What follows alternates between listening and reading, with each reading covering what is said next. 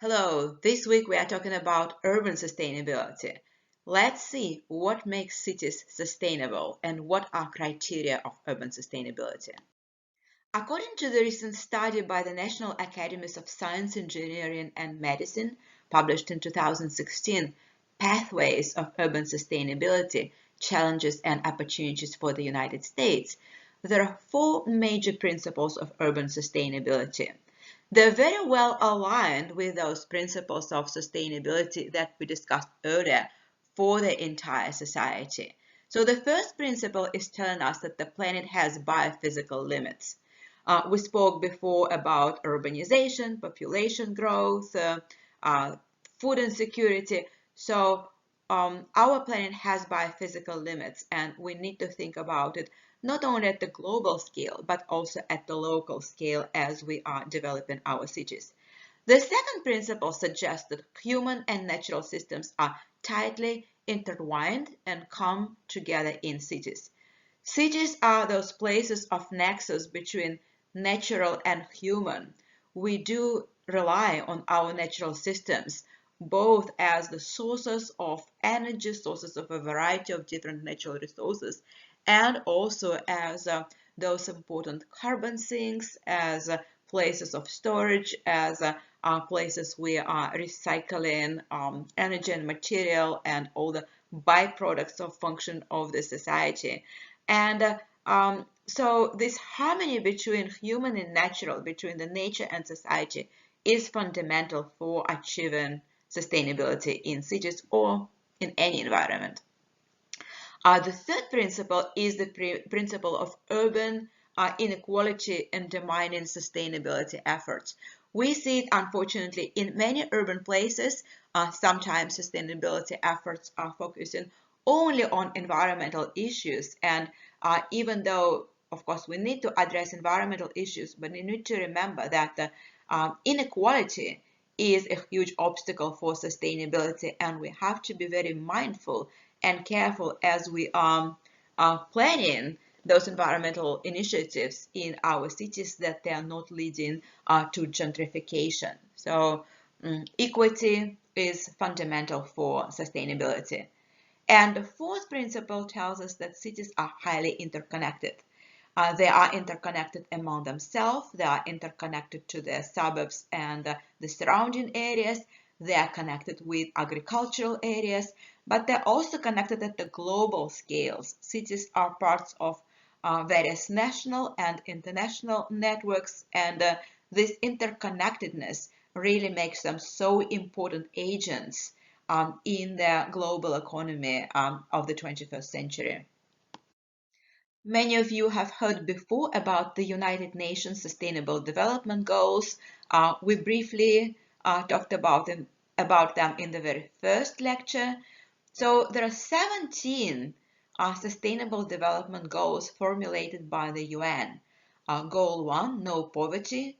Goal 2, zero hunger. Goal 3, good health and well-being. Goal 4, quality education. Goal 5, gender equality. Goal 6, clean water and sanitation. Goal 7, affordable and clean energy. Goal 8, decent work and economic growth. Goal 9, industry, innovation and infrastructure. Goal 10, reduced inequalities. Goal 11, that we are addressing today, sustainable cities and communities. Goal 12, responsible consumption and production. Goal 13, climate change. Goal 14, life below water. Goal 15, life on land. Goal 16, peace, justice, and strong institutions. And Goal 17, emphasizing partnership for all other goals. So although sustainability of cities has its own goal, it's goal 11, sustainable cities and communities, but as you can see, almost any of those goals is also linked to sustainability in cities because issues such as poverty reduction or elimination of hunger, climate change, affordable and renewable energy, reduced inequalities, All this and so on and so forth, all this is absolutely crucial for sustainability of our city. Clean water, sanitation, gender equality, quality of education, all this is crucial for sustainability in cities, but really sustainability anywhere. As you are reading this week, the chapters from Drawdown, focusing on buildings and focusing on cities, focusing on transportation, you would see again all these various aspects of various goals of sustainability re-emerging again through the perspectives of mitigating climate change and adapting to climate change as well. As we are defining the key characteristics of a sustainable city, and of course, many of you have defined various sustainable cities in your case studies in the project, it's important that we keep in mind, again, as always, the three aspects of sustainability: environmental, social, and economic dimensions of sustainability. Perhaps you remember my first lecture when we spoke about the strong model of sustainability versus weak model of sustainability. Strong model of sustainability reminds us that everything is rooted in strong environmental sustainability first of all. We cannot have strong economic development without a healthy and equitable society, and we cannot have sustainable society without a sustainable environment. So environment is always coming first. And here are some environmental characteristics of sustainable cities. Energy use, land use planning, water quality, air quality, waste management.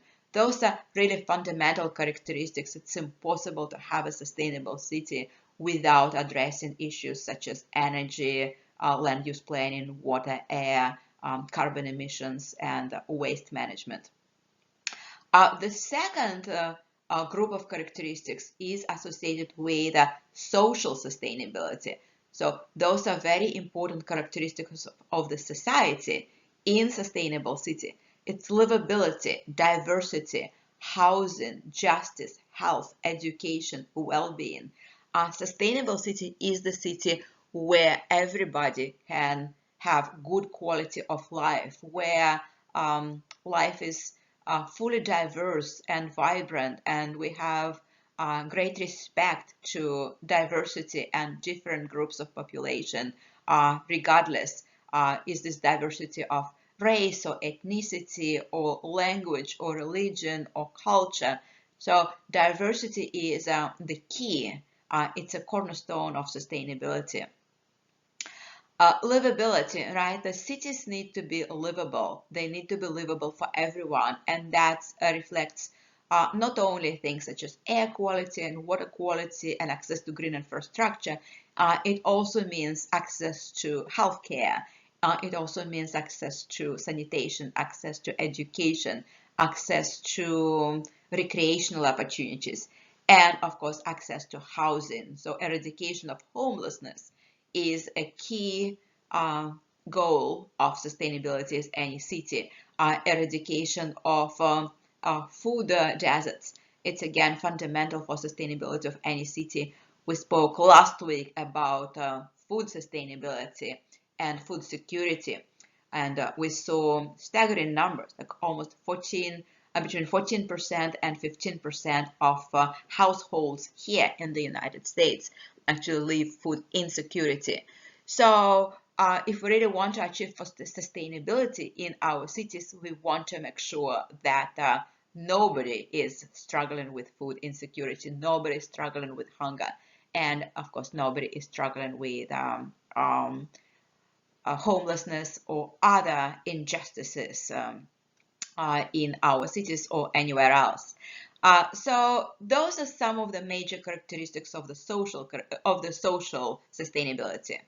The third pillar, the third group of characteristics are economic characteristics, and this includes employment, prosperity, innovation, and sustainable growth. And so again, here I want to emphasize that equity is extremely important in achieving sustainable economic development. In sustainable city, everybody should have employment opportunity. Everybody should have a chance for prosperity. Everybody should have access for innovation, technology, education, training, and this is what would lead to really sustainable growth of our economy. This diagram shows us the interplay of three major groups of our public and private sector within the cities. So within the sustainable city, we really want to have good balance and good participation of all these three important players within our institutions. The first one is the government. Sustainable cities or any sustainable society is really impossible without strong regulatory frameworks that focus on sustainability, that are committed to sustainability, that develop policies that are promoting sustainable practicing within the society. And they might be using tariffs or subsidies or other tax mechanisms or guarantees to make sure that the city can support sustainable practices, that it can use incentives, that it can use sometimes taxation or fines to make sure that everybody is on track with their commitment to a sustainable city. The second important group of stakeholders is, of course, the private sector, and this includes financial share, technical innovation, managerial roles, local knowledge, and backward and forward linkages that the private sector can really use in order to promote sustainable businesses, in order to promote sustainable business practices. And finally, the third major group of stakeholders is the civil society. So this is also a very important part of it's all of us, right? It's the entire community, and we want to make sure that the community is well informed, that the decisions are transparent, that the community is engaged. It has many avenues for participating. It's a meaningful participation through public forum, for grassroots movement, and there is a true awareness and will and commitment to environmentally friendly, sustainable lifestyle within a sustainable city.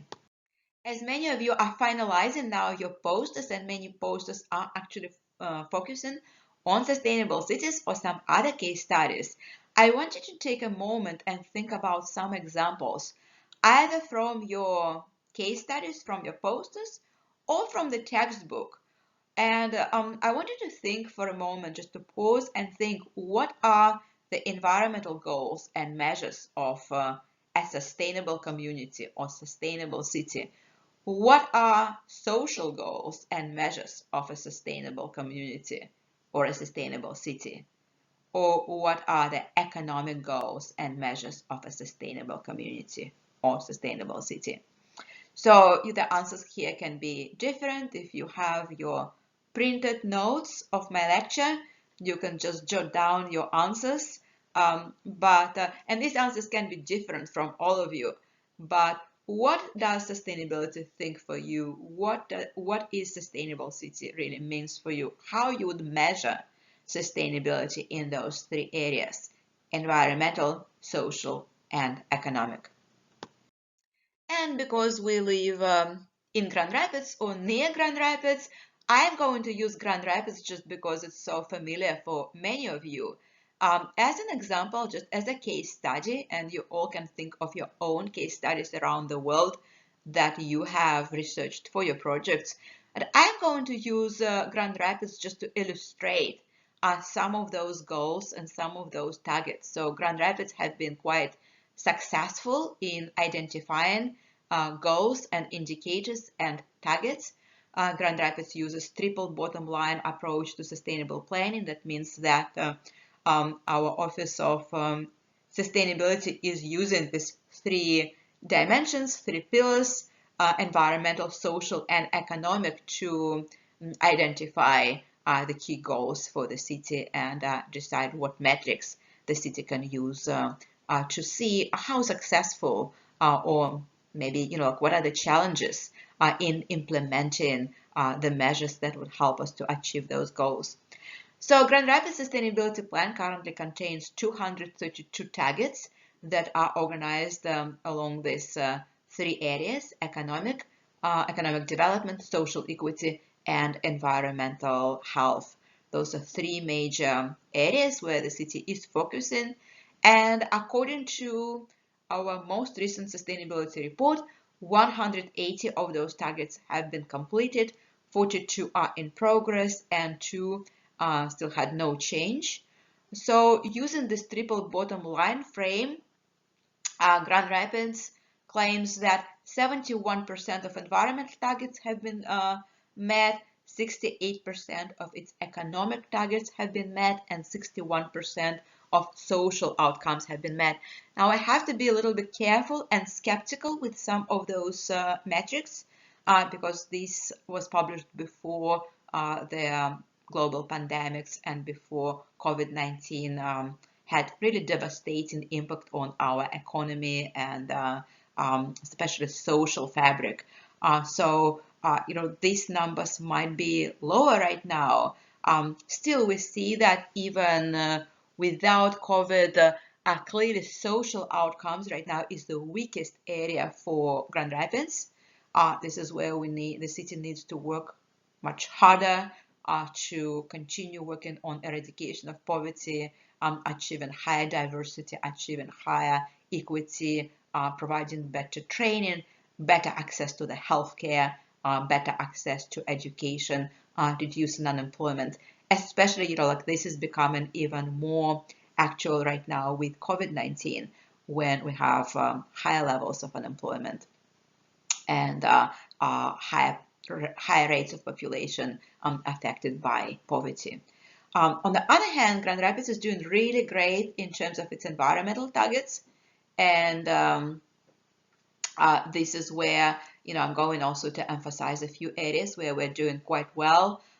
For example, we have climate resiliency report that was published in 2013, and right now the city is developing a climate adaptation plan. The city is also working actively on reducing our carbon footprint to help mitigating climate change. And so we have 32 resiliency recommendations, for example, that have been incorporated in sustainability plan.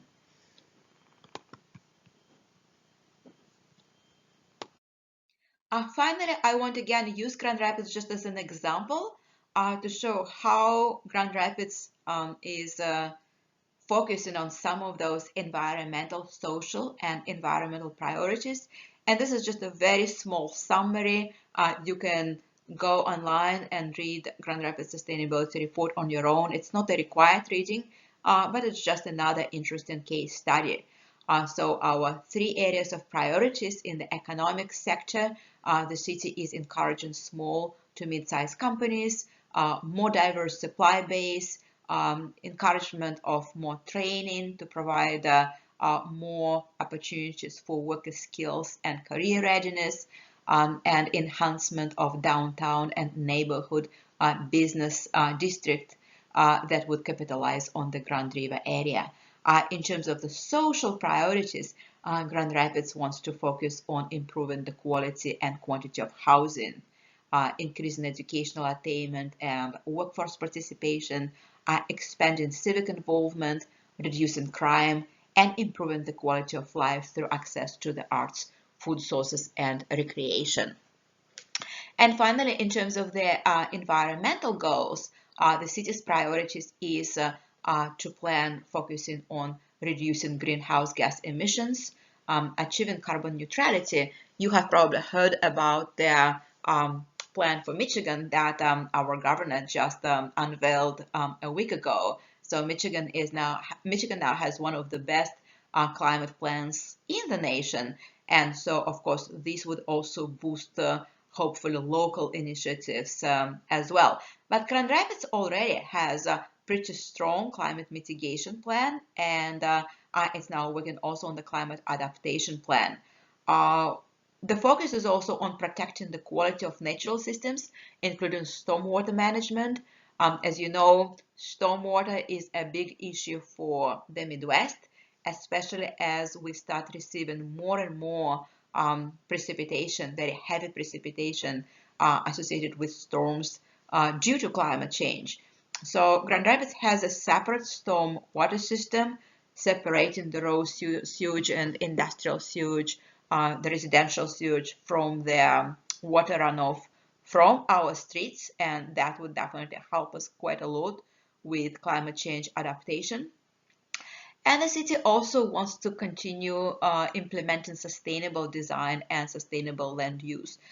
So we do quite well on many of those metrics already in terms of green infrastructure, in terms of the tree canopy in the city, in terms of the stormwater management, but there's definitely huge room for improvement.